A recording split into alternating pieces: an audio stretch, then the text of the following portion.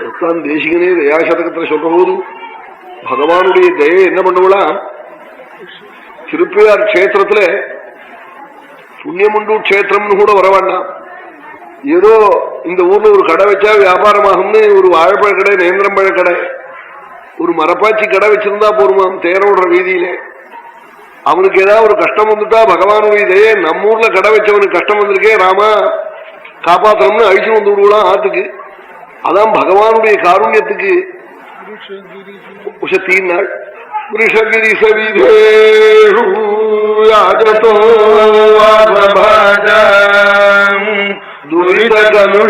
துரிதகலுஷிதானாம் தூயமானாதயேத்வம்.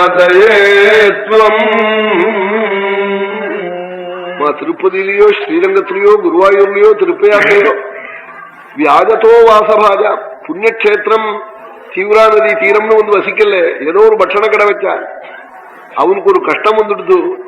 அப்போ பகவானுடைய தயை இருக்கே, ராமனுடைய கருணை, நம்ம ஊர்ல கடை வச்ச பக்தனுடைய கண் கலங்கலாமா, ராமான்னு அழிச்சுன்னு வருமான் நம்ம மாத்துக்கு, நம்ம கஷ்டத்தை நீக்குமா.